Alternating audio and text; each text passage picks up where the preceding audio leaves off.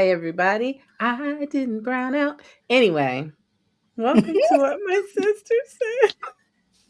Come on, man.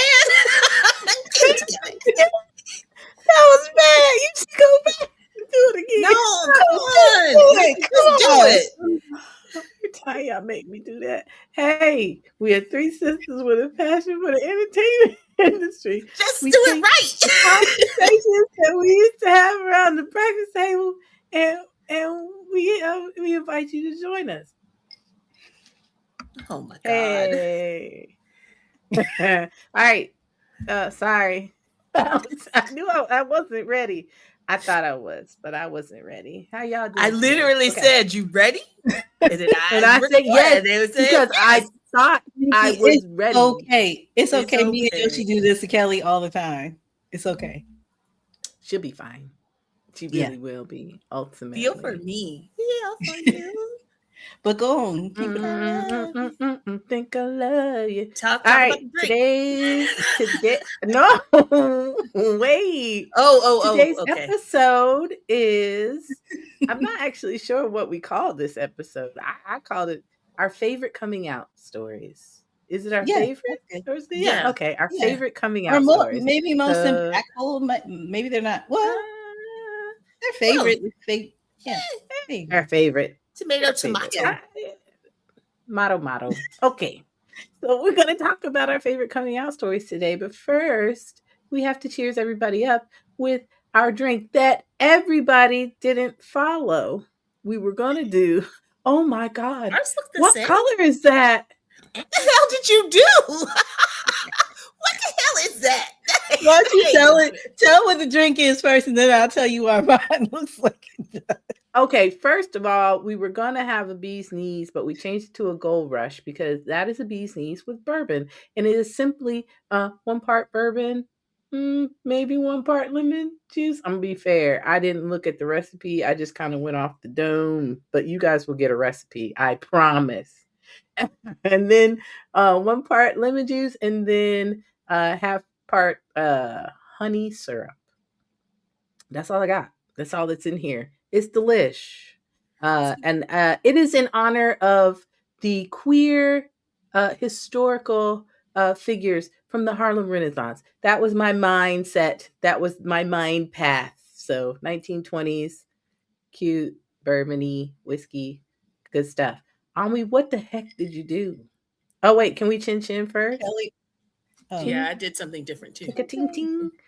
Ting. Well, yours is purposeful. Ami's is just rogue, and it doesn't make any sense. Anywho, let's go. Ami first, I guess. Okay, so first of all, we didn't do bee's knees because I thought bee's knees had gin in it, and it didn't. So that's why we had to change. I got bourbon. I mean, wait, no, I thought bee's knees had bourbon. And so I bought bourbon. And I don't have any gin. So I was like, well, I'll just make a bee's knees with bourbon. But then Nikki said that's a gold rush. But I also don't have ice. So I had a little bit of ice, but not enough for the big part. So I got the icy pop? A purple icy pop to shake it. Okay. That makes sense. So I did a little less of the honey syrup because, the icy's already sweet. That makes sense. This is freaking delicious. All right. So I am not having alcohol tonight. So I thought I would look up a mocktail. So mine's a tinge bit fancier. It is a lavender honey syrup. So I steeped some lavender into my honey. Very refreshing. So it's I did a double. What is it? 2 ounces, 2 ounces honey syrup, half a lemon, and then soda water. So yeah, that's what this is. It's fantastic. It's if you're looking for a lovely summer drink, I would do this. It's fantastic. I'm gonna tell you, a lavender drink is always gonna be good. I stand by that. Very refreshing. We grow lavender here now because I need it for my cocktails. I'm glad I have it now. I'm like, I'm gonna steep lavender in everything. Yeah, I have not dabbled in the lavender drinks. I might try that. It gives a more of an aroma to it. It's not as flat of a flavor. It brightens it. So you just steep it like you would tea? Well, you can also make a lavender simple syrup. Yeah, Sure. that's basically what this is wet with honey. Yeah. Okay. All right. Well, we've done our drink. I don't nothing. Let's get into it. You guys Yeah. want to do it? Okay, cool. All right. Oh, I gotta change the thing Oh. and do the thing. Shebangs. Oh, that's real Hey. fussy. All right. That So this I'll is go so first serious. Oh, these are because coming out. of my awesome intro. I'm first today. And of Yeah. course, everyone. Of course. What would I pick? History 4, Close to You. Now, let me just say, I find that I do talk about this show a lot. It's not a problem. I love it. There are some problematic things within the show. I will caveat that and say, but I decided that I was gonna do some coming out stories that maybe were not the main. That was not muted, You did. or Oh. maybe not the main focus. It's So like, why are you looking at me? Yeah, we all like. um, Oh, I wanted to do some of the. that changed my Go. video too. Sorry, go ahead. Go ahead. Are you good? Right? Okay. Yeah, go ahead. I want to do coming out stories for me that are not the main focus of the show. So in History 4, Close to You, there are essentially multiple coming out stories. I think the secondary couple or the other couple, I saw them as the main. Actually, some people say that there are two mains and that they're just one, and then Lee Chin and Tamarin are the other one, which I was like, I didn't think about it that way. But that's a coming out story, right? Because of the complications with his dad. And then we do spend a lot of time with Tamarin coming out post figuring out what he wants with Lee Chin. But I think we don't spend a lot of time with Lee Chin's coming out part of this story. And it's very interesting to me because it's not just insta love, but it is. I called him. It's a story of self acceptance, but I call him our self actualized king because Lee Chen is already self actualized. So when he confronts this part of who he is, it is all very cut. Like the steps are very cut and dry. He's like, I'm gonna go from here to here to here, and it's all like in his brain. It's easy peasy, lemon squeezy. Let's go. And so it's an interesting coming out story because it's not necessarily he's not I feel like he has self-realization within Zhao Shin's like presence, but it's not a coming out, so to speak. It's just like, oh, hey, this is a new facet of who I am. So it starts, I think, in episode 6 of the show where he has some thoughts, post this traumatic event that Tamarin has that he goes and saves him from. And so then he has some thoughts about him that he's never had before. And it freaks him out enough where he has to go to his best friend and be like, what is going on? Like, these are the things that are happening to me. What do you think this is? Now, I will say, I love Mei Fang, but she primes the pump for him in a way that is disingenuous, right? Because he's doing this fake dating thing with Tamarin, she says things to him like, "Oh, you're in the closet" and stuff like that. She's doing it from a Fujoshi like mindset, and it actually is not helpful. I don't think it. I'm glad he gets to where he gets to, but she speaks to his subconscious in a way that when these events happen, his subconscious bubbles up, which is fine. But I don't know if that type of friendship, in terms of like coming out, is the best friendship to have because she's doing it for her own reason. She's doing it because what she wants to see is a BL story in real life. And she's like, "Oh, I'm gonna get it, and I'm gonna get it by any means necessary. So let me help him with this." So anyway, she primes the pump of that. She kind of pushes his buttons a little bit, but he does genuinely have feelings for Tamarin. And so after that, he goes to the one person that he knows is gay, which is Xiao Yin. And he said they have a whole conversation. That conversation, if you watch it, like in the show, is hilarious because it is all like he says, yeah, I stayed there the whole night and watched him do this. And then Cheyenne goes, you stayed there the whole night and watched him do this? He goes, yeah. Then I had this kind of dream.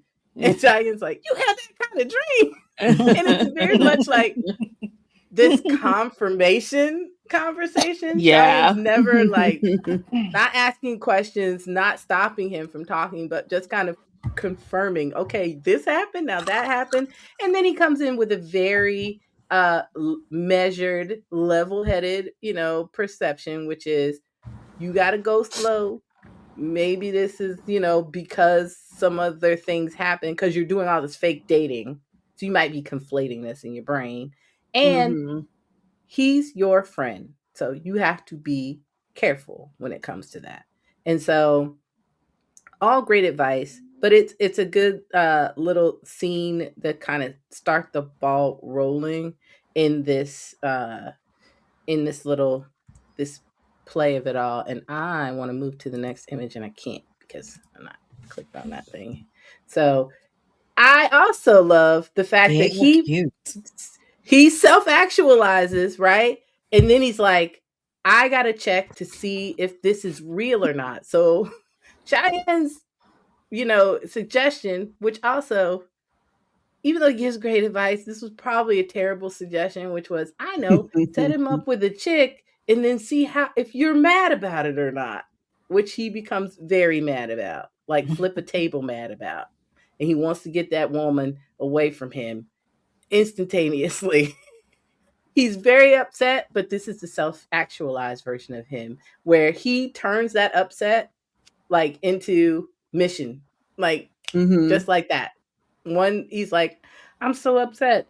I know what to do. I'm gonna plan. I'm gonna get him, like kind of thing. So it's still like part of his coming out story to me is that he makes this realization. He tries to see if it's a real thing, and then he gets to hear where he's decided to pursue.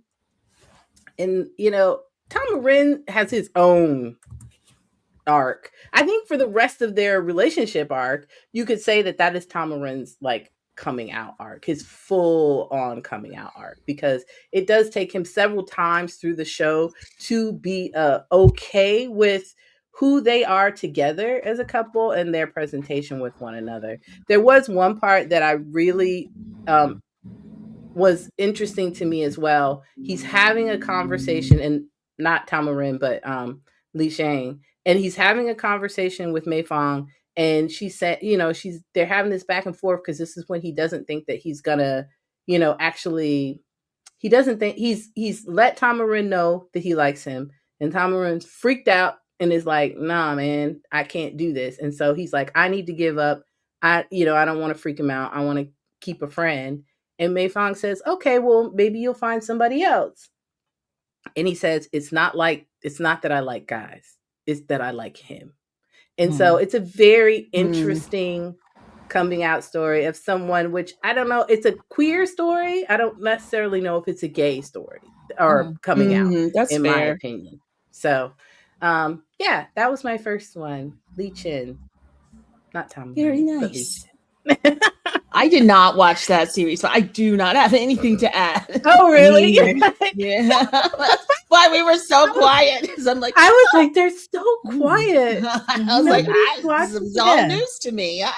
Very good. Okay. Yeah. And everybody in the chat, and y'all do me a favor. Can you just encourage them to watch it, maybe? Because I will watch it. I'll watch it. I'll talk about it by myself. You said it so many times. I just have to. Let me add it to my list. Yeah, we can watch it together. Oh no, we can't watch it together. Not on film because we are not watching that other couple. We could watch together. I don't want to watch. That's why I've never watched it. Yeah, I can tell you where to fast forward very specifically in the spaces you. It's just History 4. Is there another part to that name? Close to you. Close to you. Close to you. Yeah. Okay. I imagine. Yes, it's cool. Yay! All right. I need more honey. Kelly's. Whoa, it's me. Oh, that picture. Okay, I am doing I Told Sunset About You. As many of you know, that's the story. What is that part? this is the coming out scene. It's literally the coming out scene. His brother, right? Yes. This Okay. is the story of Tay and Oeo. And it's the Tay is a really challenging character. Tay, prior to meeting Oeo, doesn't even understand. He's a kid also, right? But he doesn't know that he might be attracted to men. He doesn't know any of these things yet. He's pursuing this girl who's actually lovely, but she's like, I got to do school first, and then when we're ready, we can go into a relationship. So that is where he's at. And Oeo is this childhood friend of his that they had this falling out, and they end up in this tutoring school together, where at first it's combative, but then if you watch him, he like at that point in time, he inexplicably cannot let go of this relationship. He becomes hyper focused on fixing it and on being around him at all times. And I think the beauty in the way the story's told is he can't even manage his own emotion around it, but he craves being around this person. He doesn't want anyone else around this person, but he doesn't have a name for it. So you're not just watching him fall in love with Oeo, you're watching him figure out himself simultaneously. It's really interesting, the juxtaposition, because they don't really talk about it, but Oeo knows himself. Like from the jump, he's very clear. There's a boy he likes, so his process is it's even more challenging for Tay because he's pursuing somebody who's got, gets it. And it's like, once he figures it out, Oeo's like, oh, you like me? Like, and is ready to go. But Tay is really in conflict with himself, really. And he's around all of these people who accept Oeo. So it's always that thing of like, well, everybody's accepting, it's clear everybody is loving, but he sees how his brother is treated. He sees his brother, is going to get married. He's been good at school. He's done all of these things. Mama loves his brother so much. And so he puts so much on himself that he must meet up to whatever brother is. And that means getting married, getting a good job, being all of the things he believes his mother wants of him. And so as the story progresses, you understand a lot of the pressure he's putting on is pressure he's putting on. It's not external, it's internal. And he's such a perfectionist. He's somebody who needs to get it right, make the good grades, be the good person. And this feels outside of that. So he's in conflict with it while falling in love with this person. And then it comes to this point where he's lost everything. He's lost he's screwed up his school. Everything has fallen to pieces. And his brother can see something is wrong, but can't figure out what is wrong. And they finally have this moment and he just breaks down. And he's so sorry. And his brother is like, what do you mean? What do you mean you're sorry? He's like, did you ever think I was going to be somebody who didn't love you? But then at the same time, I really liked the conversation because he was so afraid that his mother wouldn't accept it. And he's like, first he was like, you got to give her time. And then he was like, also, even if she doesn't, you are going to have me.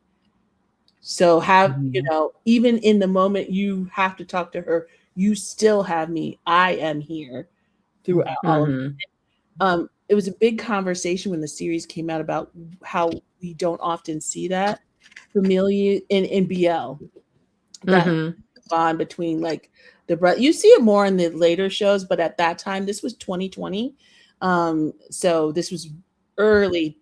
This was progressive for BL at that time. And it was it's not, you can argue it's not BL, which I have myself, but coming of age queer storytelling. But yeah, it's very, and he, they acted beautifully. But he comes to terms in that moment. And then the rest of the series is him kind of figuring. But I like the fact that he has to figure that stuff out on his own because he's already lost that relationship and he kind of gets to grapple with all of that and get to a place of peace for himself before he can get back together with OAO. So yeah, Beautiful. Hmm. Mine. I'm next. Mine is meandthee. Hold on. Oh, sorry. Oh, I picture. didn't put those Oh, up there. the Beautiful pictures. They really Aw. are beautiful. Mhm. Love the one where you can see him crying on the shoulder. Like really Okay, see I his will say face. that's They're my experience with I Told Sunset About You, because that was the first thing Kelly that I watched that Kelly other than the sign, and all I remember is Bill crying. Bilkin was oh my goodness. He I was cries. like, girl, how long is he gonna cry? He did such a So beautiful job. I forgot a lot of this scene was improvised, and like when he's like, "You still crying?" he's like, "I got stuff to do." You're like teasing him and stuff. A lot of all of that was improvised, so it was really sweet. Mm. Yes. Very cool. Okay, so All right. meandthee. So we've shown in this that when we're talking about coming out stories, it's not just like one scene. There's a process to coming out in these stories, right? So in meandthee, I feel like Peach had dated women until then, up until then. And then Thee is very much into him. He doesn't even grasp the fact that this man is into him for a good portion of the story, right? But when it gets to the point where he actually realizes this man's into me and I may be into him, he calls his sister. Doesn't mention that he's into a guy, but he does discuss with her what might these feelings be that I'm having. Like, lets her know what he's going through, and does this mean that I'm into this person or whatever, and has a lovely conversation with his sister about that. And then we move from that. Once he's come to accept, I am into this guy, it gets to the point where he's going to have to tell his sister, right, that this is a man that he's been talking about. And when they have, so this is what I love about this, because it feels true to life in all of these things, that coming out, you're constantly coming out, and it's at different levels that you're constantly coming out, right? But when he has the discussion with his sister that yes, this is a man that I love, and there's this pause and you don't know where sister's going to go with it, that tension, every time that tension hits in a BL, I'm just like, I'm holding my breath because I don't know what's on the other side of that. And we have another lovely sibling that hugs her brother and tells him that she loves him, and she just wants him to have love, right? Once we move from that, I have very short story. Oh, it's okay. For you guys. Once we move from that, we get to this scene that is pictured when she finds out who the actual person is, her brother and mother. And this is where she has a beef, because it's okay that it's a man, but it's the man that's my boss. And How mafia. I feel about that. He's a mafia guy. Like, what is going on?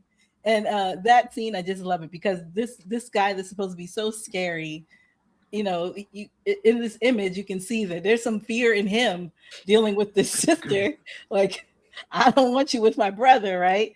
But then they have the Peach is left out of this after a while. There has to be a reckoning with the sister and Thee for acceptance to happen in this relationship. And it's a beautiful conversation about, you're not losing your brother, you're gaining another brother. Because that was her fear, really. It wasn't about he's with you or he's with a man, but he's the only thing I have. And I need to make sure that that's good. And then they just join forces. Those two after that. I love it. Meandthee's coming out story was beautiful to me. I really enjoyed how it was slow. It trickled and trickled and trickled until it got to that big moment. And then the big moment was resolved in a beautiful way. So. I think when I was watching some of the reactions to this, I got frustrated because it was weird. I don't feel like we were ever frustrated with Peach. when we watched it, because Ami and I watched it together. And it's always so, I would watch people watch and they're like, clearly he likes him, just take the money. Why are you like, how do you not know he likes you? Da, da, da, da. We would have conversations about, does he know? But we were never angry or frustrated or like, get it together, like he likes you. And I see that happen. People did that in Bad Buddy too, where they were like, you know, why is he rejecting? And I think it's not understood. Like, there were real reasons why. First of all, he didn't know he liked men. Yeah. Number one.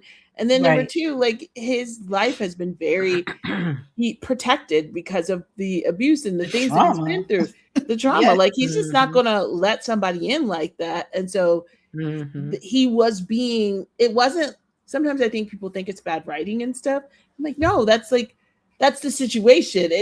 He didn't, he's not dumb. He's just unaware because he's dealing with life and he's in his own space. And he also really, to me, when they get together, it's clear he didn't think he was somebody that T would want. He would want. Right. Yes, he didn't think that. Yeah. That's why he was so obtuse about it the entire time, because he's like, obviously They that's can't nothing possibly to me. Yeah.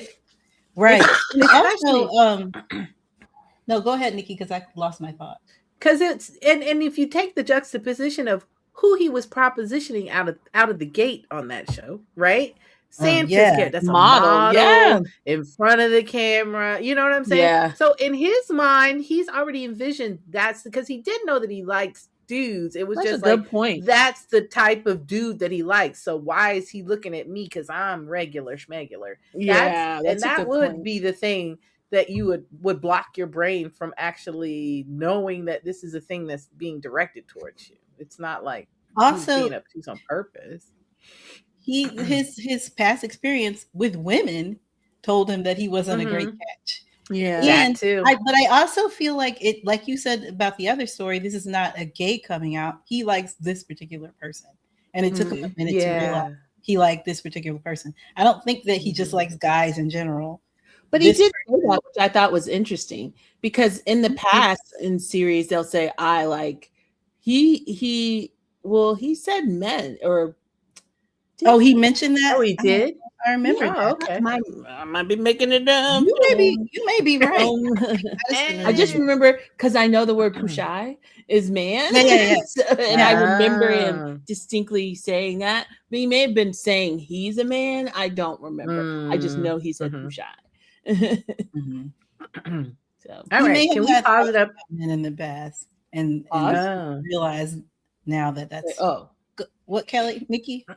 Sorry. I want to pause it up, and I want to go back up a level and say, I'm sorry, everybody, because of my poor intro, we never talked about why we were having this subject. And I feel like we could say, I know for me, coming out stories for me are very important, especially in BL, because I do find it to be a very fantastical place where the insta loves meets the insta gays and the insta, and that's really cool. But I like to see more of these situations in storytelling where there is an actual coming out. So we thought it would be nice to go into that, into this genre and find some of those things, not just in this genre, because Kelly, I don't think you have one that's not, right?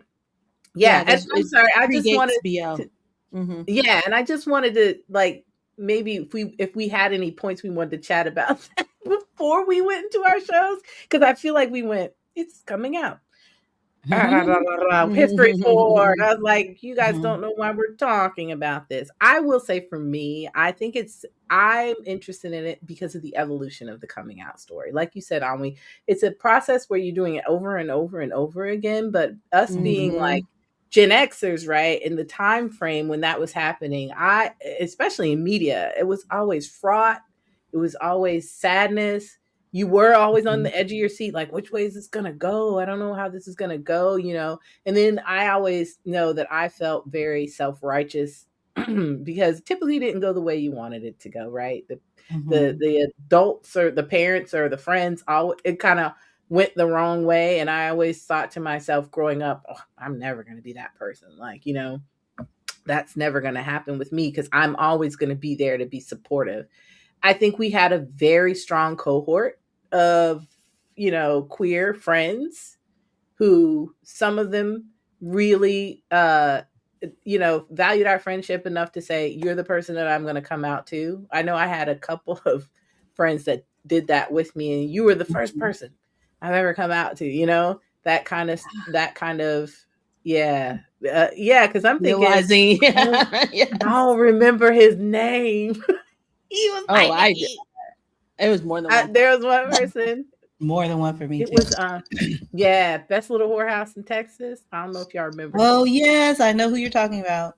Mm-hmm. He was like, you're the first one. You're my best friend. I was like, are we best friends? But I'm very much here for you, baby. So, and then I'll say that I feel like, and in terms of personal, I don't feel weird about saying this. I feel like I got robbed in my parenting of it all, because mine just did it as a flippant. Hey, by the way, lady, I just wanted to make sure you knew what was going on over here. And I was like, hey, I didn't get my tearful talk where I got to say, I love you. Anyways, they were like, oh, we know you love us. And just so you know, this is happening. And I was like, cool, in the car. So it's nice to see these lovely coming out stories on film, so I can kind of feel like I get a bit of that, since I didn't get it in real life. Kind of thing. I don't know. Just felt like I wanted to give more context to where we're coming from. Yeah. Anybody? Yeah. Anybody have anything else, or are we good? We good? I don't know. No, the reason why this subject was important to me is, like you were talking about that edge of the seat. I still am on the edge of my seat every time, because from personal experience, even though I know when my coming out was very, very loving and very with parents, I think there was only friends. I think there was only 2 times maybe that it was met with resistance and anger. But for the most part, people were kind to me when I came out. And so it's just, I just need to see, I need to see what happens. And then the stories just, I mean, they resonate with me. They stick with me. Like when they're affirming, right? Coming out story part that sticks with me sometimes. Yeah. I will also mention that today is, somebody told me this in the comments. I saw you talking about that. Today is the International Day Against Homophobia, Transphobia, and Biphobia. Oh, cool. Yay. So this is a perfect day. This is a perfect day. We're recording it on the perfect day. It's not going to come out later, but guys, it's on that day. So I think this is a good day to talk about it. And I do, when you said the evolution of coming out stories, even in BL, it has been, because at the beginning of BL, it was stereotypical. It was the same, it was the same story over and over again. And it wasn't either, it was that story or everybody was accepting and everybody was gay, which is kind of what steered a lot of people to BL, because it was kind of this utopia that you did not experience in Western media. So it was just I was confused when I started, because I started with I Told Sunset About You, which is not the case. It's like a normal coming out story, right? And then I was like, what's this stuff? And I went and watched the other one and I was like, is everybody in that class gay? Yeah. They were all like, gay. And I was like, this is different. What's going on? And that early BL really sat in that sweet spot of, or they would just be no reaction, none at all. Just be like, oh yeah, cool. So anyway, who is that boy? He is kind of cute for you. So, but at the same time, like also making the queer characters who were more easily identified, kind of fantastical, tactical, in a Will and Grace kind of way. What's the character in Will and Grace? Jack. Yeah, extra. Because Jack, was on the edge of disrespectful in the way that they treated that character. You know what I mean? No, 100%. Yeah. I don't know if Will and Grace stands the test of time when you go back and look I at don't it. think it does. It makes me super uncomfy. So I feel like that is how those characters were treated in that early BL. Only good thing out of Will and Grace is Megan Mullally. She's the only good thing out of that. Megan, yes. Maggie, She's the only Megan was good great, thing out of that. That old girl made I me was gonna say Will and Grace anymore. Oh yeah. Her. I was gonna say though, Kelly, yeah, when you talk about the early or the structure of BL, it's kind of like it made me equate it to Friends. They're living in that very expensive apartment in the middle of New York, but they never worried about rent. And it's kind of the same thing of like that kind of level of detail. Like everybody's gay. Oh, you like so and so? Oh, but you like a girl? Like everybody can just, it's not even gay. It's like pan. The world is pan. Yes, Just, that person tickles your fancy. Cool. Let's do this. Like, you know what's funny so that though? kind of thing. That's more real. It is. I think there's a lot of people, but there's no the acceptance societal of it is friction. That right. part. There's no friction. Yeah. There's no stress or there's none of that going on. It's internal sometimes. And I think that's why we like my first one is a not necessarily a gay story, but a queer story, because his friction is internal for half a second, because that's a self-actualized king, and he's like, okay, gotta do this. But now my next one is School Trip, and it's the same thing. That friction is internal. I'm not gonna do again Hyoki's story arc because we spend a lot of time with finding out his. I like that ninth. What is it? Maybe this is the 7th episode. I said 7th episode. That other one, I don't know. I like this Watarai episode. The Watarai story arc. The Watarai figuring out this person sees me as a human. Oh, I really want to be around this person a lot. Now that I'm around this person, I really like everything about this person. Like the more that I'm around you, the more that I really, really enjoy being, like, knowing who you are as a person and being around you, until he gets to the place where he realizes it's more than that. And it starts Beach Trip. That's where I think he's realizing it along the way, but a lot of that trip, the school trip, all of those things are him just positioning himself into Hyoki's life, because he finds him so enjoyable as a person in his life. And I think I didn't think about it that way, but I see what you mean. Yeah. But when this weird brother comes in and says it out of his mouth as a thing, that's when Watarai's brain goes, oh yeah, you know what? This is exactly what that is. Exactly what it is. And so that's when it becomes that's when he starts to self-actualize in that coming out story for himself. So that's most of my coming out stories are about the self, and less about family, because we don't in History 4, even though the other couple has parents that are there and tangible, Li Shen and Tamarin don't have parents, and it's here as well. Where's Watarai's? Where's everybody's? The familiar figure you get is the brother.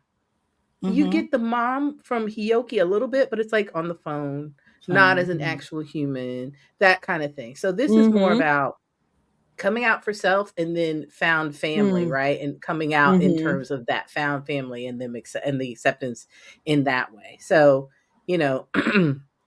it's I'm looking at my notes to see if I covered everything. Yeah, and that's pretty much it. And it's so this is the episode, and this scene in particular, when he's talking to him, because he's like, he gets down to it, and Hyoki says, "Wait a minute, is this romantic?" And he's like, "Yeah, it is. I think it is." Once he locked in. Yeah. Well, he waited though. I love the fact that he let Hyoki make that choice. He was like, you know what? This is weird. I got to bounce. And Hyoki's like, wait.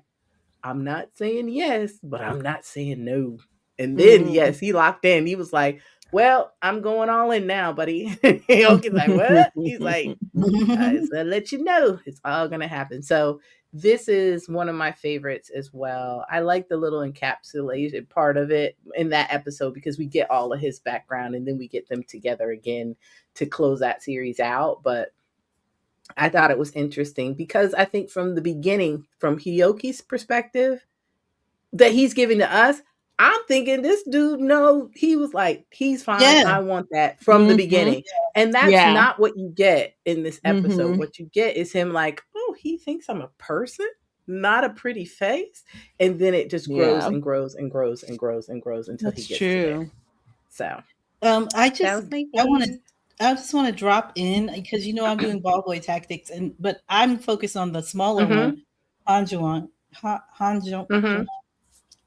But those names are naming. Girl, yes. Watarai, your description of him reminds me of Kwon Jung-yu. Like he's the same way. Like he just like, and I'm not focused on him in my whole coming out thing. So, but he's the same way. He kind of like this guy. I feel, but once he gets it, once he locks in that's what he wants, then that's what he wants. Yeah. Yep. And then once he's given the okay that I can try to get you to want me back, that's his mission. So yeah. And I didn't give my title for him, which is Jealous King with Great Friends. All right. That he accidentally got. I know. That was great. That was the best reveal ever. Yeah. That reveal of how they became friends. I was like, what? Amazing. Because you're just like, you think that they're all going to be like mean kids pretty much because of their status. And they're like, we don't even want this. We just want to live our lives. You know what my problem, you know how I'm feeling. And that's cool. Yeah. So that's my guy. Who's next? Kelly? Oh, okay. So I was trying to pick shows outside. No, even I Told Sunset About You. Shows that we don't hear typically talked about that aren't like older shows. So this is another 2020. This was when BL really picked up. So I Told Sunset About You, Together, and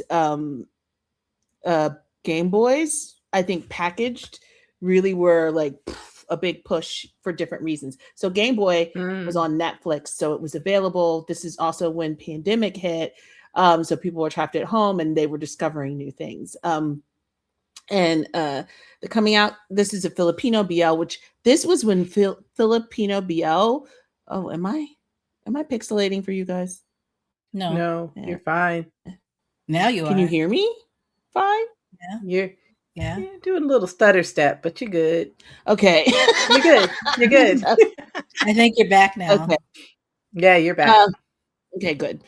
This was when Filipino BL was at its height, like top tier. Everything was coming out. It was really, really good.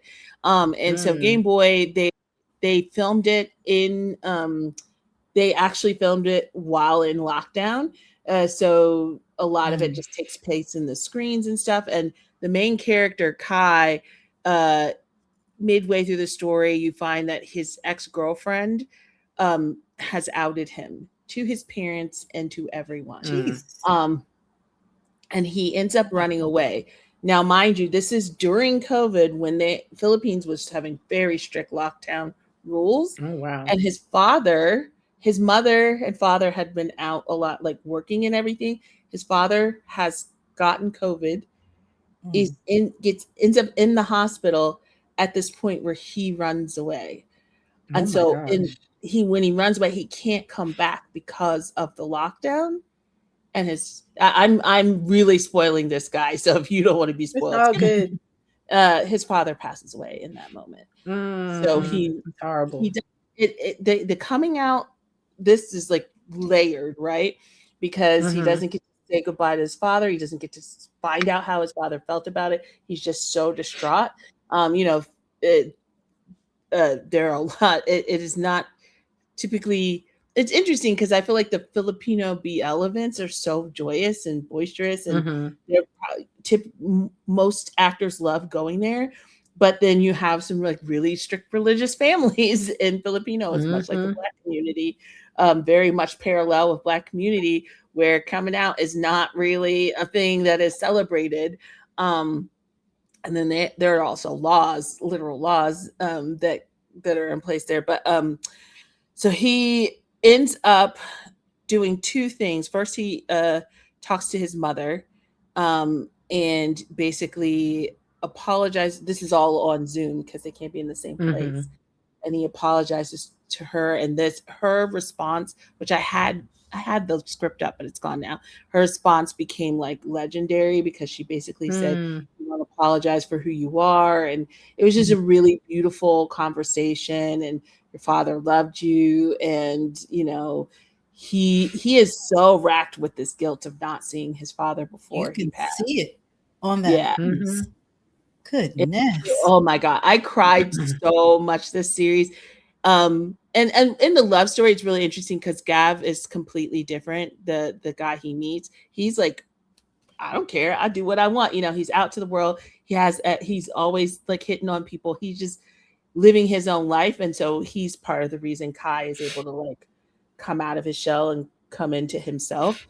And then after this happens, he receives a scheduled email from his father, basically like, if you're reading this, I passed. But in it, he's like, I love you no matter what. I understand you were afraid. I'm not mad you ran away. I would have been afraid too, but know that we were worried and we were looking for you, no matter what, so that you can go through life. Okay, no, your father loved you, like that. It was so beautiful. And he ends up reading it with Gav on screen as well. It's a beautiful, beautiful coming out ceremony. And then it ends with him coming back home and his brother. That checked me and I didn't even see the show. Oh no. Oh, no. I was getting choked up telling the story, so I'm not even going to tease her because I was just sitting here thinking I need to go watch Game Boy. Is it still on Netflix? Yeah. So here's the thing. Yeah. It is. I'm going to give you the caveat before you watch it. Is it very young coded? Like young-ish? I'm going to put this one last piece and then I'll tell you. Okay. The last piece is he goes back. He gets to go back home, and that's where his brother is, who he also felt like was going to disown him, but he steps up and he helps bring the family together and basically reinforces that you're safe at home. We love you here. So all these things he feared that made him run away, turned out these people were there in his corner. So very beautiful story. Here's the thing. It's early BL and it's Filipino BL. You got to just like set yourself in the right space that might annoy you a little bit. The first three episodes happy, joy. Well, it's very, I got a script. I was able to make this show happen. It's rough around those edges. It's real rough. And Gab says baby a lot. And people hated it. Some people hated it. I thought it was cute. But I could see, the PDing of it all on me. PD. Oh. Every 10 seconds. Baby, Yoshi loves that. Baby. Like, that's not hyperbole. Baby. It's a lot. Somebody did a baby counter because it happens so much. But that's his charm.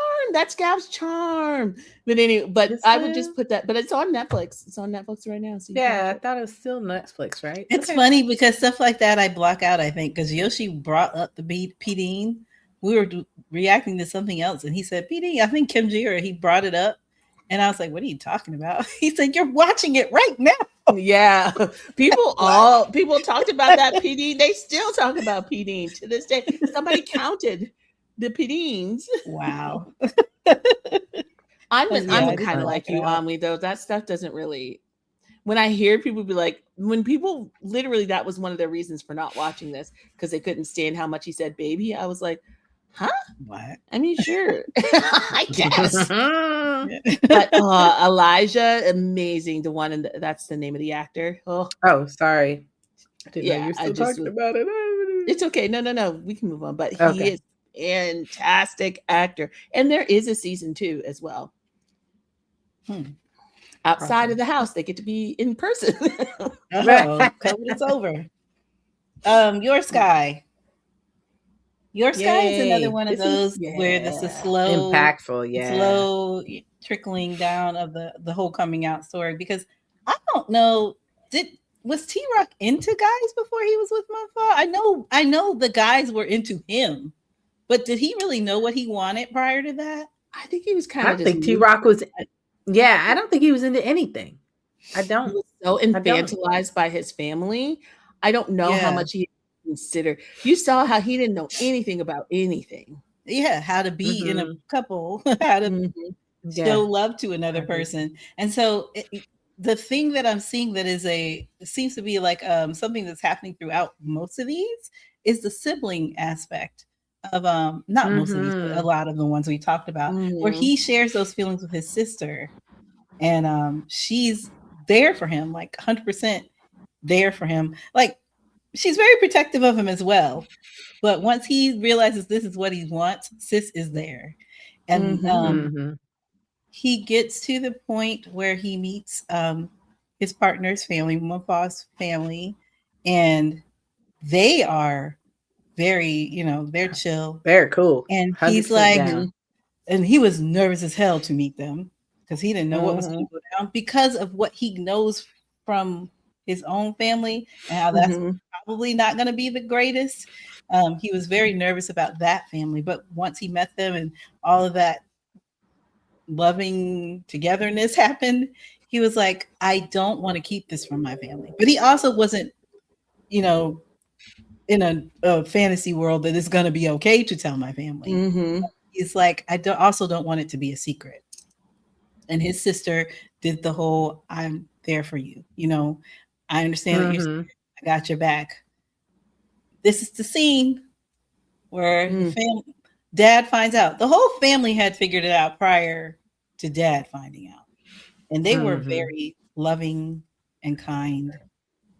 And then here's Dad banging on that table. This is not acceptable. This is not okay. Get out of my house to Fa. And I don't know. You guys can add more because I just realized this thing happened. I watched it and didn't see any of it. So I think sometimes, and we said this about Love You Teacher too, when shows are packaged in something cute and pretty, people don't see the depth of what's actually happening. It was so, I'm going to say, really geniusly packaged. Yeah. Because if you look at this family, they made it look so perfect, so put together. Yeah. So it was like the Cleavers, Mom, I'm home. Everything was so, but also you felt a little uneasy about the way uncomfortable. They treated me, right? He was controlled all the time. Like, and they were always it was clear they had to be just so. Everything had to be, and he wanted everything to be just right. And so it was teeing us up for this moment without hitting us over the head with it. I remember watching reactions. People were like, why would they, this family seems really sweet and really nice. Why is T-Rock so stressed about it? Like, and people were lulled into a sense that it would be fine. They were. I was. The show. Yeah. I was. I think, because you were saying kind of like they didn't. I will say he was very nervous about it, but I don't think the show signposted in that way that this was coming down the pipe. They wanted you to feel uneasy about the shiny, happy people of it all. And it was shown through his relationship with his sister, because she was always like, you gotta be perfect, but I understand you've also got some things you got to deal with, right? She was his solace throughout all of that. And for him to be so incredibly childlike in the things that he was doing, to the point where he could just not say no to anybody. Yeah. Right. Yes. The way his character was, he was conditioned to follow orders. He was conditioned. So it's like all the signposts were there, but they were not clear as to what was coming. And they also, they MacGuffined you with the way that the sister reacted, which she did say, she did give you an idea that there was something jacked up was going to happen, but she didn't because her acceptance was pretty swift and pretty all encompassing, I was like, I was hit, like, sideswiped by what happened here to a certain extent, I because I obviously was was not because expecting it at I all. watched Your Sky a long time ago, and you guys kept talking about the coming out scene, and I was like, "What the hell are you talking about?" It must have been one of those shows that I watched, and maybe I fell asleep on it or Fell something, asleep. and I Yeah, missed this part.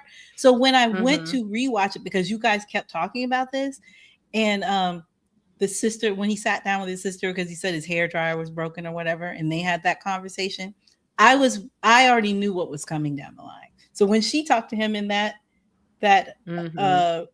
that he wanted to share with the family, and she said, I'm there to support you, I could see beyond the sweetness of it Mhm. all, because I knew that Mhm. was coming, because you guys had told me that was coming.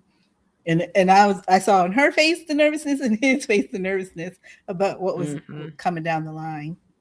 I think also what's special about this story is not just the coming out, but the after and how they handle that. Because Mhm. another Yeah. show, to me, this was unique. This is when I knew Claw was a different kind of director, and I was like, oh, that one. That I was like, you're doing something different here, sir. And we've seen it in everything that he's done. Kinjira to Thwong with You, like he is putting his stamp on.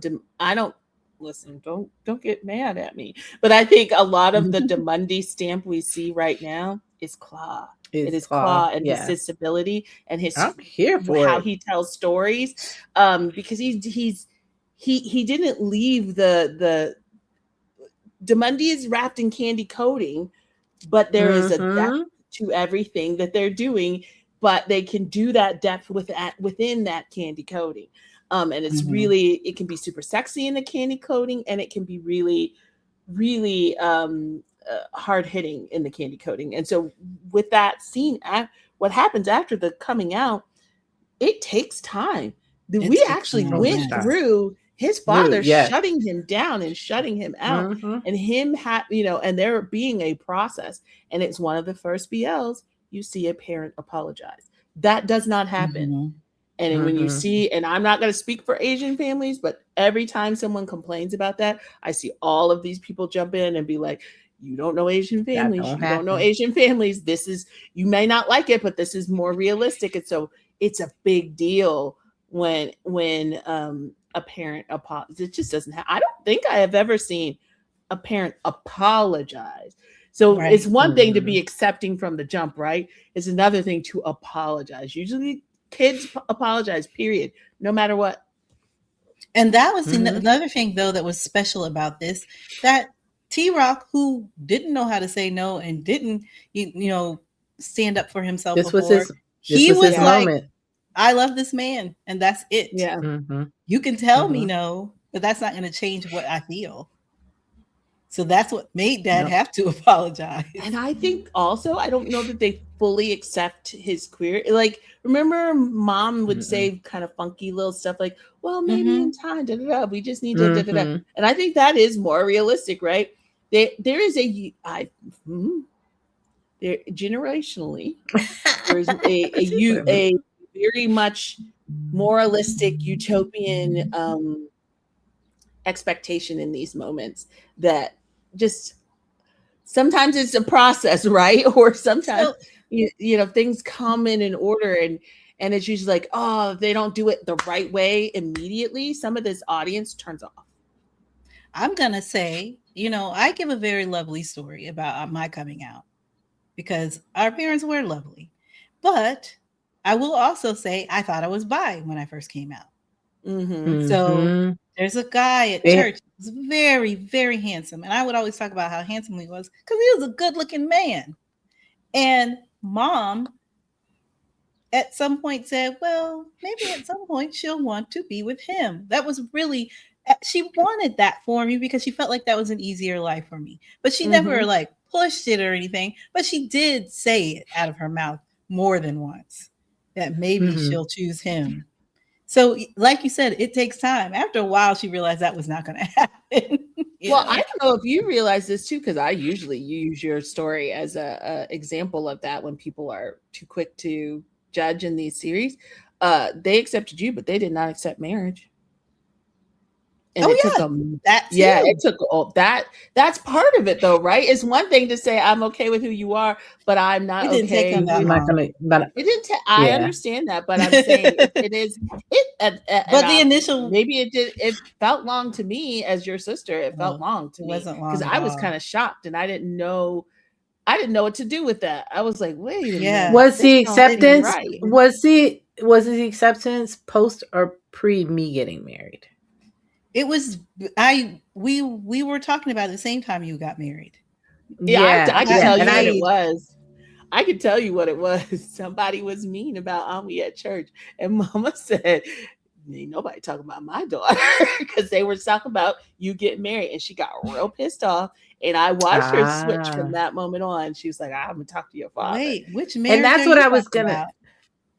I can't remember when it was, but I just remember Mom getting super Oh wait, that pissed was off. the one. Yeah.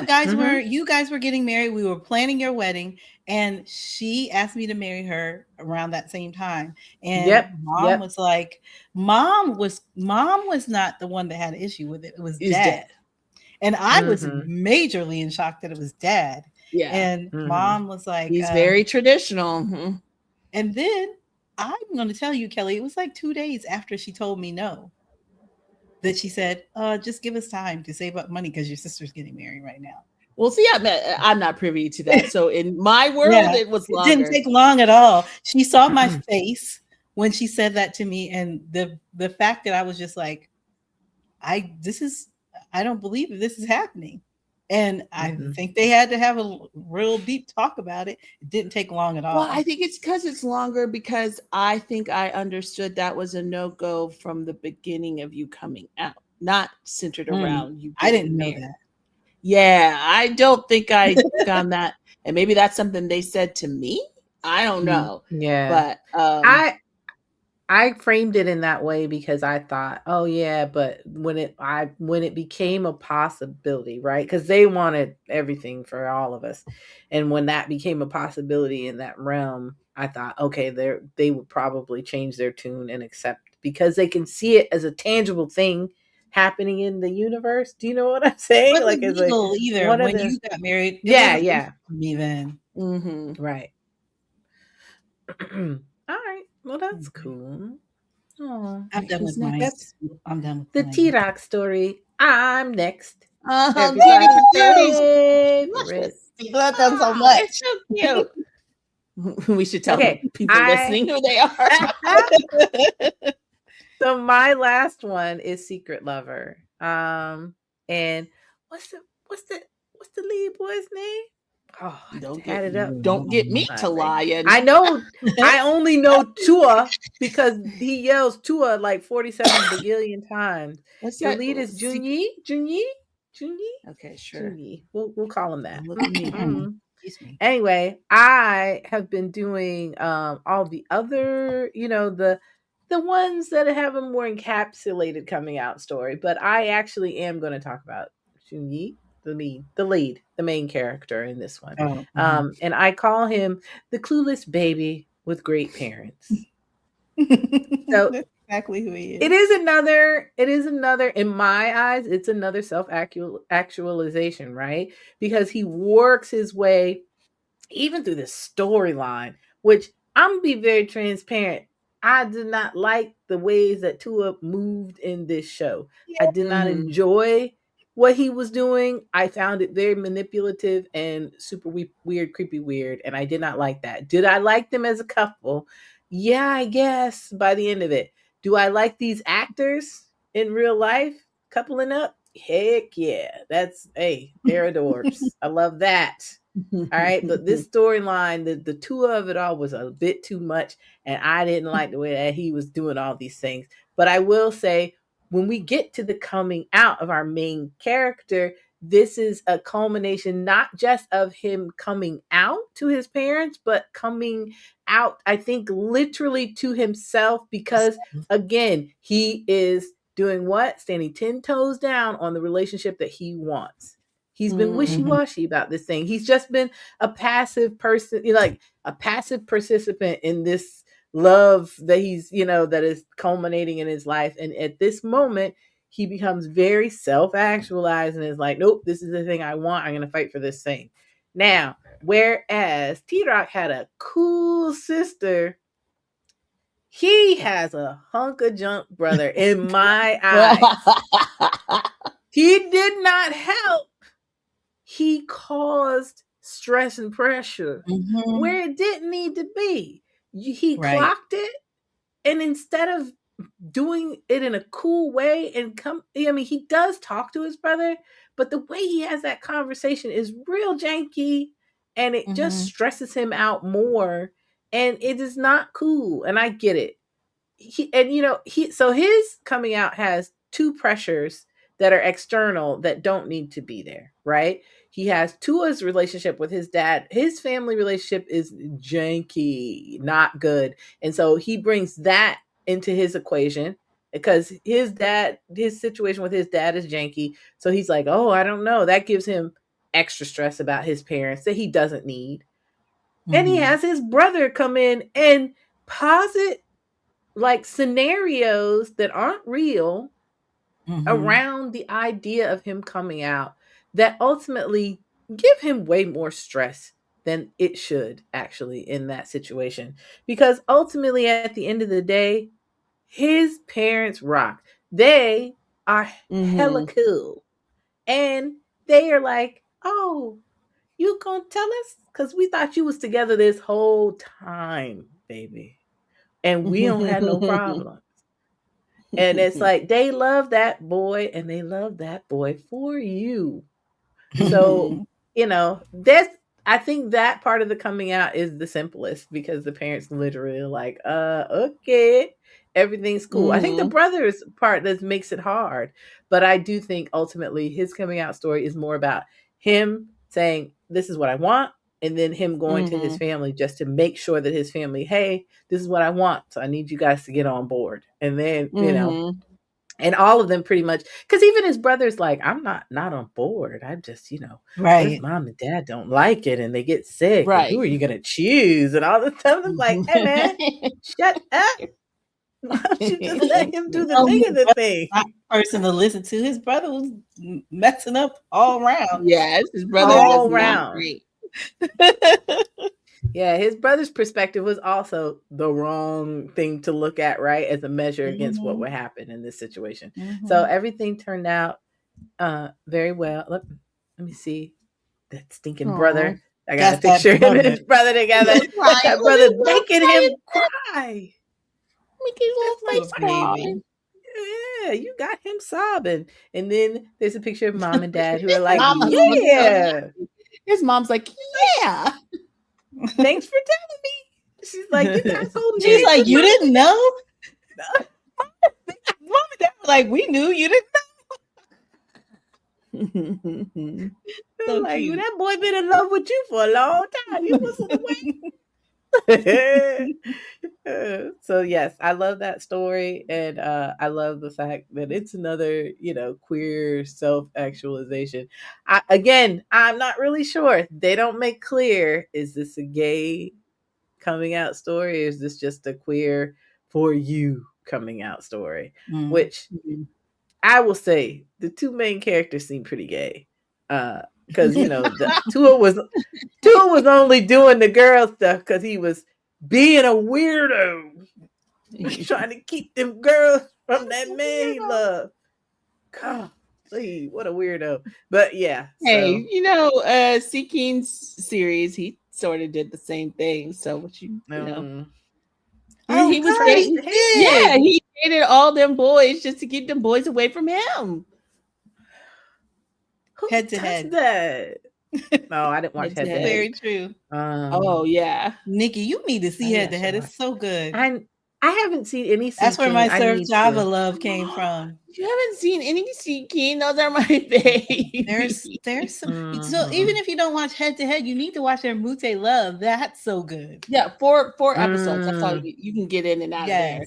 You will fall in love. Those are my babies. Cool. I ride for those two littles.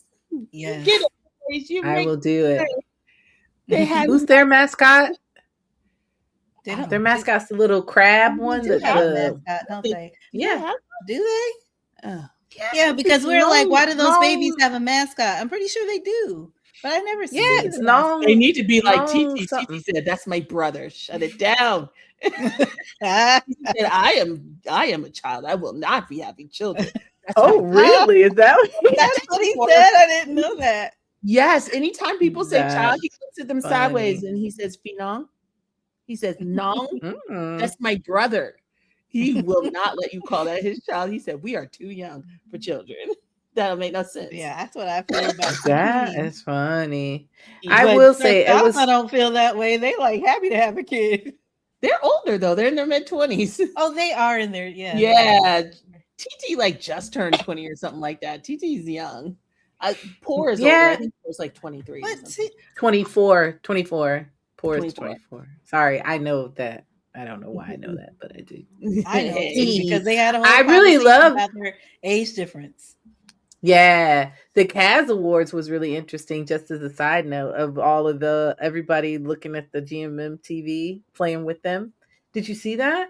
Yes, No. All the all the Demundis, mascots. all the Demundis folks went over and said hi to Pokusan and friends, and Yeah, they were loving the even mascots. even Jess Bible hung out with them. All the celebrities were like, Everybody I was. need to go meet them mascots. Every celebrity. I mean, they've was like, been I gotta around a meet them little while. They mascots. made a name for themselves. Mhm. It was very cute. And There was a whole Seeking's backstage mascot- thing where Pokusan probably was will walking have backstage, and all these episode. actors and actresses were like, "Oh my God, it's Pokusan!" Yes, it was Nikki, awesome. we need He a was like, mascots "Hi, episode. Now that hi." Demundi has Ooh. mascots too, we could tell who Yes. the mascots are. People still ask me about Giggle Gang. They don't know what that is. Oh, we need a Really? mascots episode. Yes. Okay. Yeah, we We need got to to do that. educate the people. We need a mascots episode. And Those are Seeking's big- mascot is Nong Nung Dong Nong. He remember Okay. he's a little crab and like a little brown something or other. I don't think I know He's a him. cute- I have not been socialized. He's a with shrimp. anybody. He's a shrimp and he's a shrimp and an otter. Oh, That's What? weird. What are these bastardizations of like monstrosities they're creating over there? Oh, he's a shrimp otter. He's adorable. But I was He doesn't gonna hang say out though- that Oh, I've seen him. He is adorable. Yes. I don't know him like I know the other ones. Yeah. Listen, those are my Oh. babies. They were doing some event with Clover, and then C Keen had stuff at the same time. And my heart, because C can't Keen or C. Oh yes, yeah, he can't- came out and He danced. with cannot them. dance. That boy can't dance. But when they had their fan con, we are off topic. We'll get back on. When they had their fan con, he was like crying to the point where Keen was like, "Yo, you're crying a lot, man." And he said when they first got together, he knew all of the steps that Keen wanted, all of his big dreams.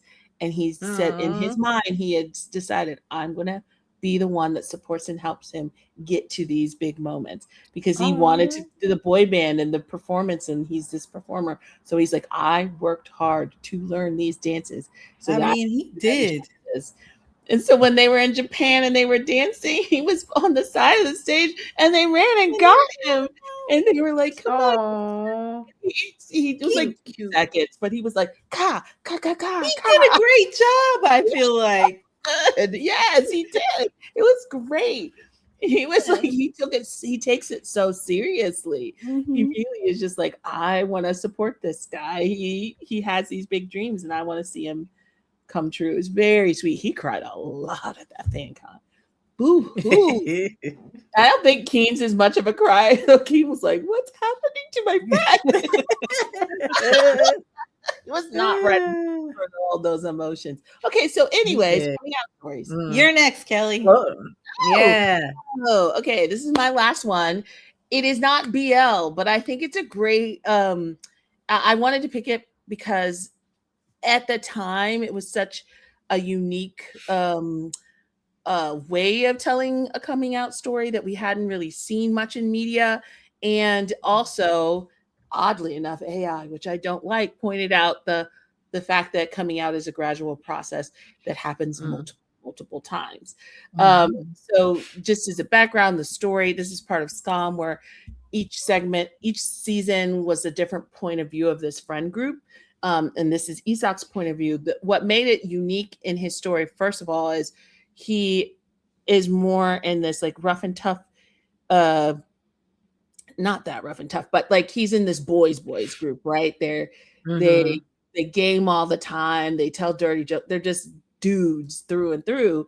And he discovered, or he's already knows about himself, but this is him falling in love and coming to a point where he has to confront telling all of his friends and everyone. But also I like the story because he's like, I don't really want to change how I am. You know, I dress a certain way. Yeah. I look a certain way. Yeah. And he battles with it because he feels like that's not the presentation of gay he sees on TV and in society, which comes to the my conversation we keep having. Yeah, polarization that's happening in BL right now. And so he's like, maybe I'm not. That part of that made him think, well, maybe I'm not like gay. Like he makes that statement, which there's a great scene around that. But anyway, he's forced the first coming out is a forced one.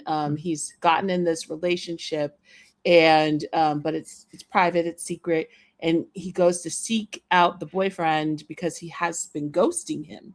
And he goes to this party, and he had a girlfriend at the time. But he had broken up with her. And she is at this party. It's her party.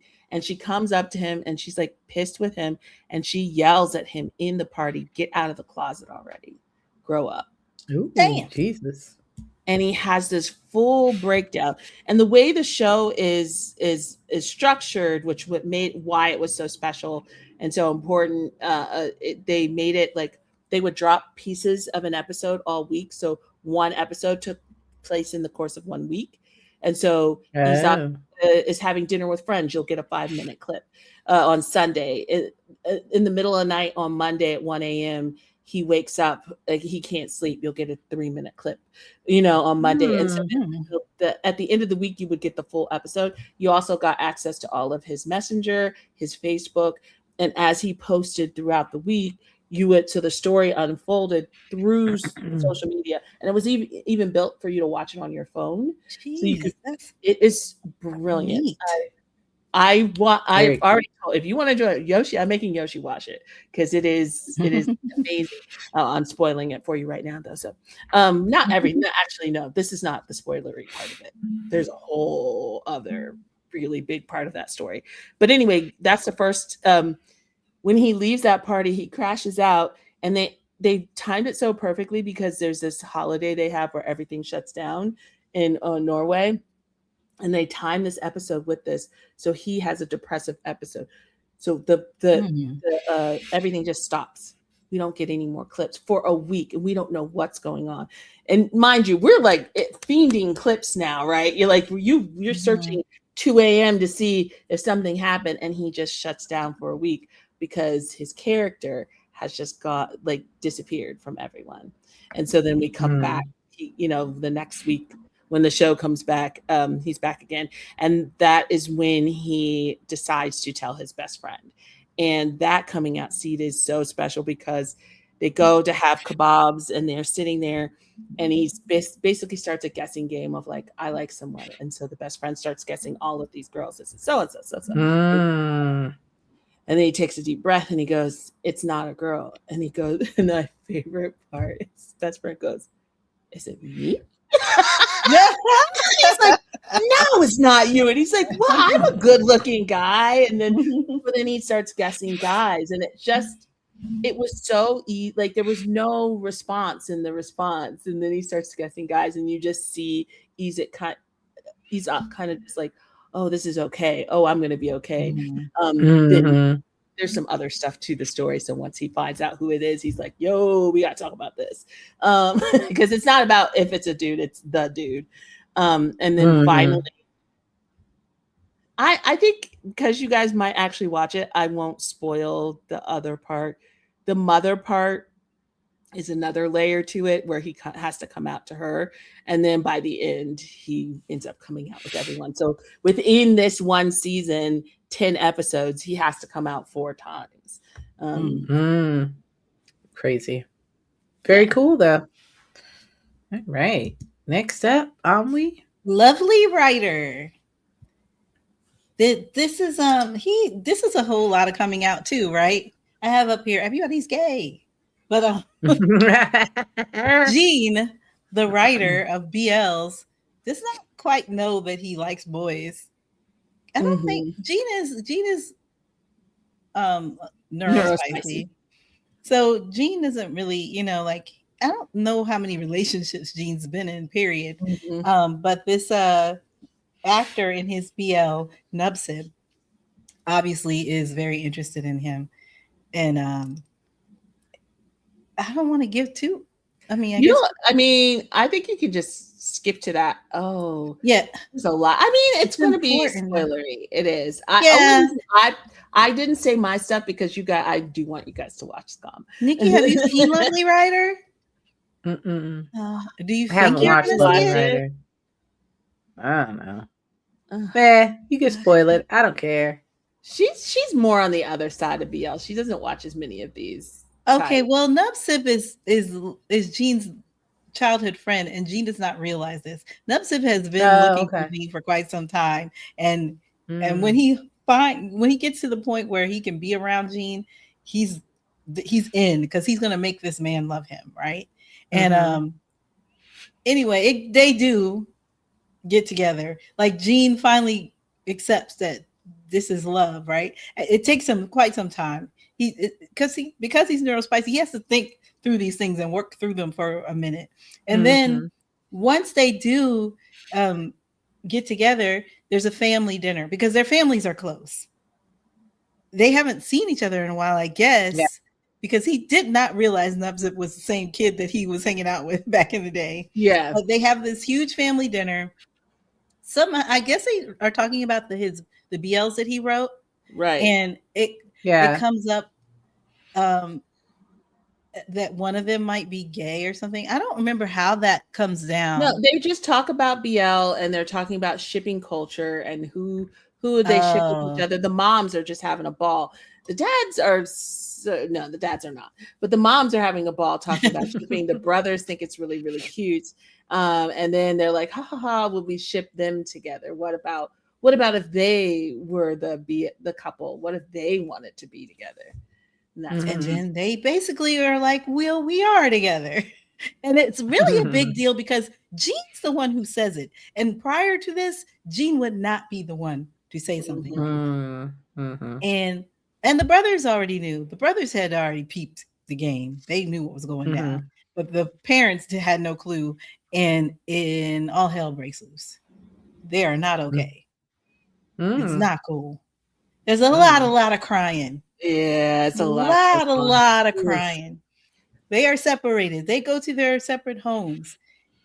Gene reveals, when we're telling all the spoilers. So Gene reveals that Dad loved a man. So that's why I say everybody's gay, because Dad's crying because he loved a man, but he couldn't be with that man. He got with Mom because that was not acceptable for him to be with a man, right? So now his son is telling him he's gay, and I'm supposed to accept this. And then on the other side, it's Nubsib's mom that's not cool, which really kind of shocked me. I thought it was going to be the dad, because the dads were like, when they were at the table, it seemed like the dads weren't that down with it. But it's Nubsib's mom that has a really hard time with it. And so that coming out episode of that, it's just so much, everyone in their own space sobbing because Gene's mom is sobbing because you just outed Dad. Gene's dad went off on Gene's brother. Everybody's just so sorrowful in this.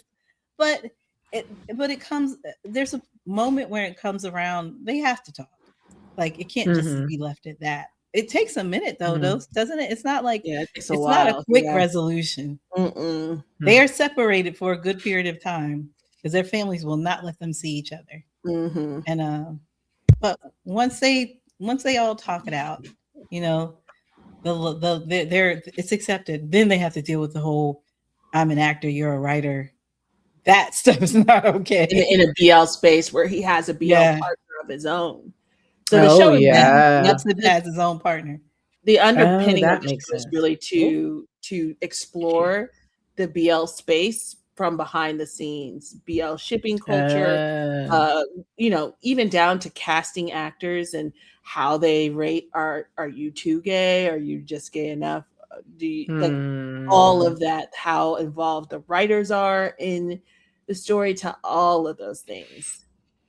So they go through this traumatic thing with their family, and they finally get the acceptance from their family, but it's not accepted outside of that. So they have to go through that all over again, all that stuff. So Lovely Writer is a great example of coming out over and over again and how painful it can be. Like, it's this show definitely does not live in that BL bubble of everything's just great. Because it's exposing things too about BL. Yeah. And then Mom, I'm going to move on to my last one because you guys don't have any more, right? No, we're done. Ballboy Tactics. Right. And can I just say first, Lovely Writer, always in my brain. I never think of it as a separate thing from the Battle of the Writers, which I started and never finished. Different. Nope. No, I know. But whenever you guys say Lovely, I know. When you say it, it invokes that other show. And then I'm like this. I don't want to do that. I hope. Hey, all the love for Tudor Yim. We love Tudor Yim. All the love for Tudor Yim. Did you see the creator Amanda is yapping started? Yes. I didn't want to say too much. I don't know what the comments. I didn't either. I don't want to turn. Maybe she seems to be enjoying it. Yeah. So I don't want to put my starting Battle of the. Is it she's starting Battle of the Writers? Oh, okay. And she's loving it. She's talking about this show, and I'm like, you'll see. If you can, and it's like, I guess you could power through it. At the point, I was like, I don't have to do it. I did it for Tudor Yim. That's why I don't think I got to the end. I don't think I ever got to the end. I tried for them. I got through a whole lot of it though, because I think you got further than me. I was tired. You know what? It's a further, but Kelly, it is a very clear example of what Demundi non-claw, Demundi. You know what I'm saying? With claw versus not. It's not Demundi. That's the thing. It's not. It's. I don't. Is it Mandy Works? Is it Mandy Works? I think it was because it was Mark Jims is in it. Tudor Yim. Who directed it? Who's the other one? I don't know. I'm looking up. Sorry, you try to do your thing. Yeah, you trying to, but you're gonna be all right. It's okay. She was just asleep. That's all right. It is Claw. That's Claw. It is. That's Claw. Well, I'm mad at you, Claw, because that might have been his first one, right? 2020. It's that might be it, because it was not. That was not. I don't want to. I don't even want to give her my opinion of it, because I really want to see where she ends up. Saying anything. Me too. That's why I was hoping the comment section would stay cool, because I was like, I just want to see, because she might really like it in the end. I don't want to. And I enjoy hearing her perspective on things. So I actually messaged her to be like, this is what like they did. Come for me if you want. They got sidelined when Cutie Pie came out. I got a lot of heat for saying this. I don't really care. Whatever. Max Nat and Tudor Yim got sidelined. Yep. They have been scraping their way since. They have had to struggle, and I've seen people be like, oh, their fandom just should have done better. No, that's not actually a real thing. Though there was no big fandom when Cutie Pie started for any of these people. They didn't come with a fan. Nunu was brand new. What are you talking about? But the company put their eggs in that basket. I get it, because those two were the ones that were the powerhouse, and they were basically saving that company. So I get it, but in the midst of it, Tudor Yim and Max Nat got a crap hand. They got a crap deal, and they did. I think they are trying to do right by them now, though. I mean, based on how these other generations are moving with the pairs and stuff, I think that they are going to get their fair shake. So they announced they have a Mandy Works show coming. The first one since that one is coming. Yeah. Then and then we see Max Nat have a Mandy Works show. So it seems like we're and I will say Battle of the Writers is right where I come into the BL space. I did back to go. I went back to Cutie Pie. Mm-hmm. Y'all gonna not like me. I did not finish Cutie Pie. I What? went. That's shocking. Yes, I didn't finish it. I didn't finish it You because didn't where like did I the go? repetitiveness of that storyline. That's Oh right. yeah. I A went lot of straight to people, Max Nat. yeah. I said, "Is there going to be better story in Max Nat's story?" And it was. So Naughty Babe, it was I like better Naughty Babe. story, and I I like got, Naughty and Babe so better I was too. like, No. and I got enough Z Nunu and Naughty Babe, so I didn't have to circle back to what's going on over and I'm gonna over and tell you, over and over again. I'm a Z Nunu. I'm a lover, right?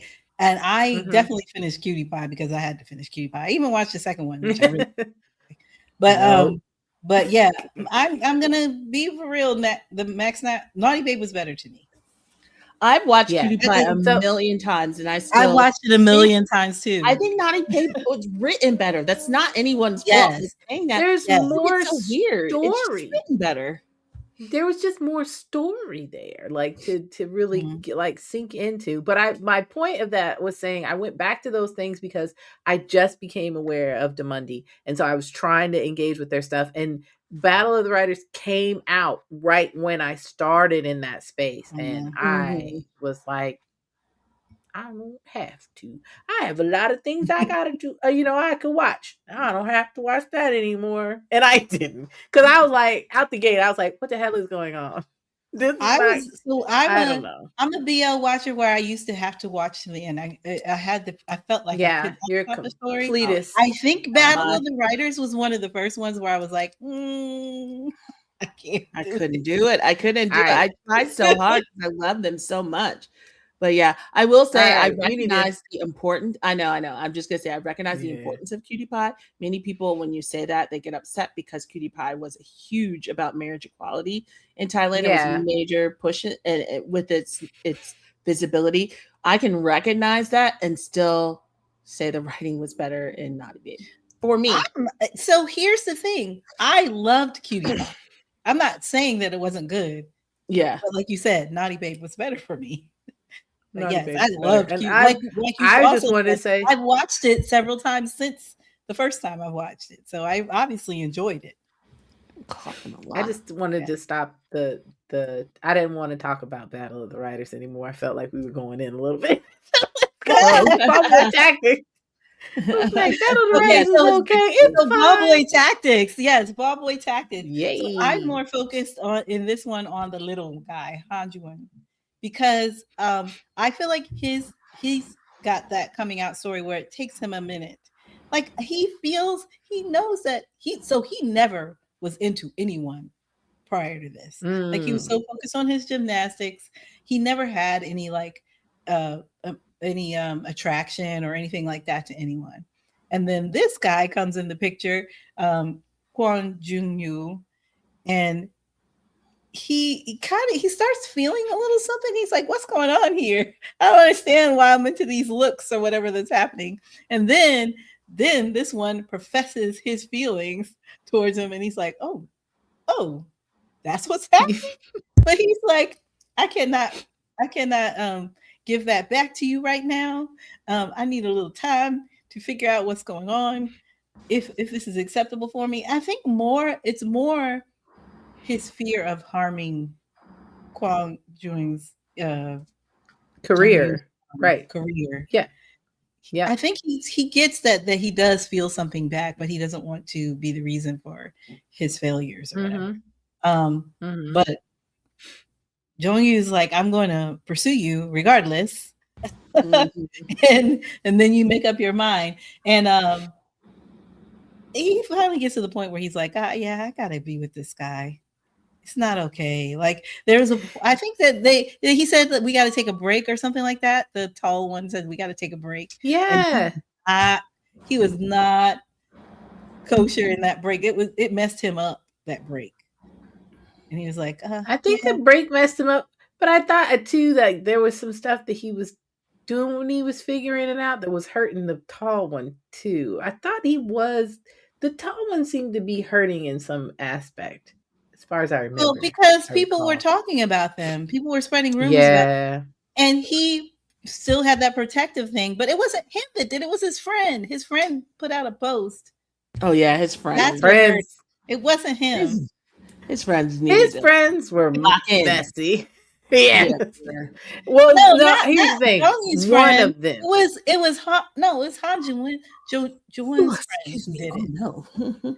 The little Oh, not the friend. buddies. Not the He buddy did buddies. it. Yes. No, yeah. He did, but he thought he was helping. He thought he was protecting him. So Yeah. he's the one who put out That's the post. true. But anyway, the next photo is like this. They're so cute, just laying on each other. But that one is when they came out. When he finally came out to the two. front. Oh, right. When he finally came out to the front, because Kwon Jong-yu had already come out. He's like, I'm bi, Mhm. but he couldn't Yeah. say who he liked. He wasn't allowed to make that known. And so when they came out as a couple, these friends, one knew already. One was like, He knew already. Like the one in the blue is the dummy. He was kind of dumb through the whole show. He was just always like, he was pretty dumb. And dude in the brown was always like, man, what is wrong with you? What's wrong with you? So it wasn't a problem of you're gay or you guys are a couple or anything like that. It was more of, I'm mad that I wasn't a part of this whole process. Why don't you like me? Why don't you like me? Why do you like him? And also, why wasn't I in on all of this if you guys have been together all the time? Because I'm supposed to be your friend. He's moving crazy. I kind of wanted them. I wanted that side couple to get together. Yeah, I needed it. Yeah, I wanted the other one to be like, just stand still. Just like I wanted to see him like exert some type of control over him. Yeah, in a romantic way. That's my weird brain, but I needed that, but it didn't happen. So I'm here for a second season though. If they're looking, they want to do that. Okay, we go to our joy now, right? Yay! Yeah. Ooh, you talking every time. I had a joy, and then I forgot about it. Dang it! I know my joy. Go on, we go. Okay. My joy is unexpectedly naughty for Okami. I did not know I was. Oh, really? Have you watched it, Nikki? No. I know about it though. I know what's happening on that. It's not. Yeah. So so when I was, I know it's a little super spicy. It's not that. It's really heartwarming. It's really good, and I'm loving every minute of it. And then when we're talking about coming out stories, Fake Fact Lips, also a beautiful, like that has my heart right now too. And that's got the actor from Mr. Unlucky, not the unlucky one, but the other one. He's in that. So these are both Japanese BLs? Mm-hmm. That are they both on Gaga? They're both on Gaga. Just trying to get context of like what you're talking about. Yeah. Cool. All right. Yeah. I saw both. Fake Fact Lips and Mr.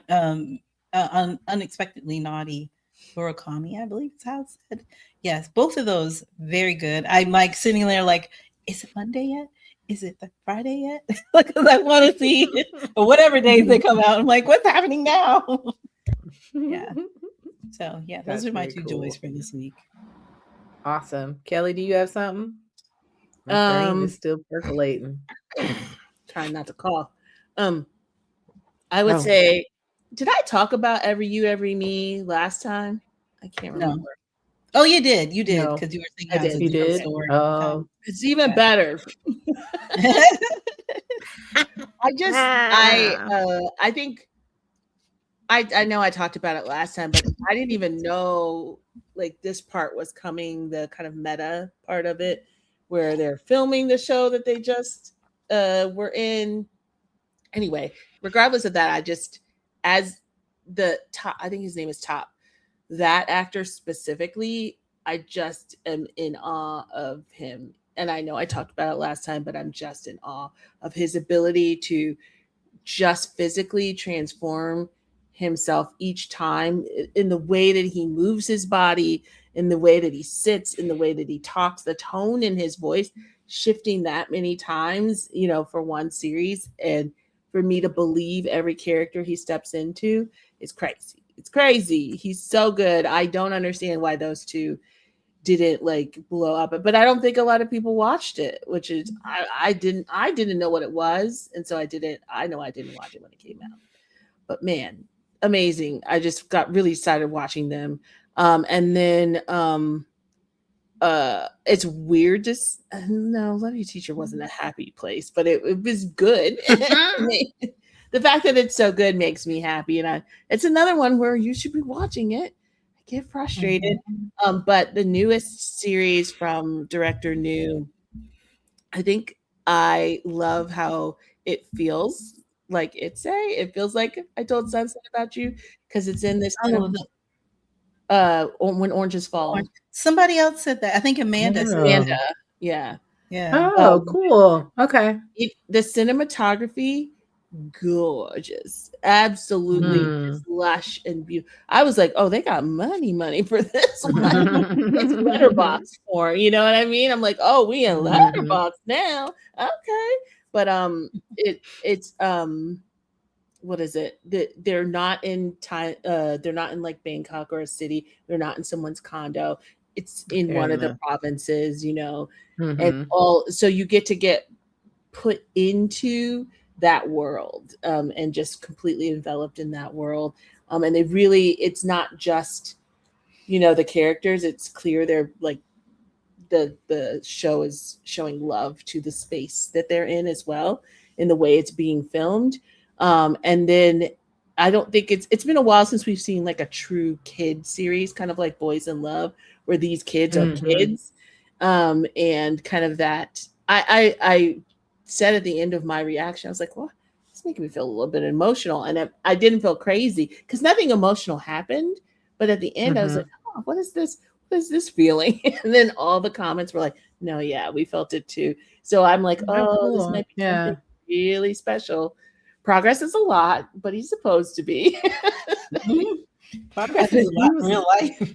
Yeah, he was a lot in that other show. But he reminds me of like those. Why not? Yada. He is precocious. Yeah, he is. And then you got Almond, just mean mugging. Exactly. Just he is maintaining on this other end of that spectrum. Because literally those are the characters they're playing, so they're perfect for these roles. It's very good. It's going to feel very sweeping, coming of age kind of thing. So I'm excited for it. Very cool. I remembered mine. All right, mine is outside of the world of BL. It is Martha Wells. Murderbot Diary series has a new book coming out. Well, a new book that just came out, Platform Decay. So it's an extension. I mean, if you haven't heard of the Murderbot Diary series, it is I came to this series by way of kids' books. My kids and I, as part of their formative years, what I really loved to do was listen to audiobooks with them. And so I would find all of these different audiobook series to listen to. And one of them was the Kane Chronicles. It's the same guy that did Percy Jackson and those other series. And the Kane Chronicles is very important because mixed kids and Egyptian mythology. So just, to kind of set you up there. And the narrator for that series is a lovely narrator. If you get an opportunity just to find his narrations, Kevin R. Free, Black queer man. I'm 100%. I'm what I'm going to say 89.7% sure he's queer. I believe he represents as queer. And he just does an amazing job. And that's how I got to this series. He does the Murderbot Diary series. He does all of the narrations for the books. And then they also have moved over into most of them being like audio plays as well. So they have 2 versions that are available. And Murderbot is it's a really wonderful depiction of an not a person per se, but it's wit, it's humor, and it's just under the surface level anxiety and PTSD, about just its existence in general, is really interesting to listen to and to read. And there's a lot of they start out with a bunch of novellas, and then there's some longer form books. This is a longer form book. The TV show, I'm gonna say, me and the kids didn't rock with so much. It's interesting to see a live action version of it. It is not true to the text in the way that we really enjoyed. But Platform Decay came back, and I listened to 5 minutes, and then I said, no, I have to go back. So we're going to listen to all 8 of these It's all over again. It's so interesting to hear you talk about the narrator, because that often helps me choose the books that I listen to. Like, if there's a narrator that I really, really enjoy, then I go see what other books they did, because you got to have this person in your ear for a long period of time. And it helps if their voice is something that's pleasant to you, and their delivery. And there's some that they do characters so well. They're so good. He's so good at, like, the different characters that he can portray just within reading those books. He's just an amazing narrator, and I love it. Mm-hmm. So, to your point, because it's like, yes, it's pleasing to my ear that it's him all these times, but man, his ability is what makes me go seek out other books that he's read. So there's some people that joy. Words in crazy ways, and I'm like, I can't listen to you read anymore. Well, it's so you're saying that. It's so funny. We were so there's 2. Martha Wells has another book series, which the narrator it's her Raxora series, which is completely different from Murderbot, but you guys check that out. Very much longer and before that. And the narrator who did all of the Raxora series that we listened to, the kids and I, and then the last book, I don't know what happened to that dude, but he's gone. And the dude that did it pronounced everything. Don't you hate wrong. That when they change the person? You've been listening to a series, and then all of a sudden they change the person. So there's another pivotal one when they were really, really younger, and then I'll be done, because this one is bad too. The Incorrigible Children of Ashton Place. If you get an opportunity to listen to those books, they are great. Think Lemony Snicket, but not so like Lemony Snicket, or what's the other one that's really the kids get treated really poorly. Think about that, but not with a mean streak in it, right? We listened to all of those. We love those books. Waited forever for the last one to come out. Completely new woman.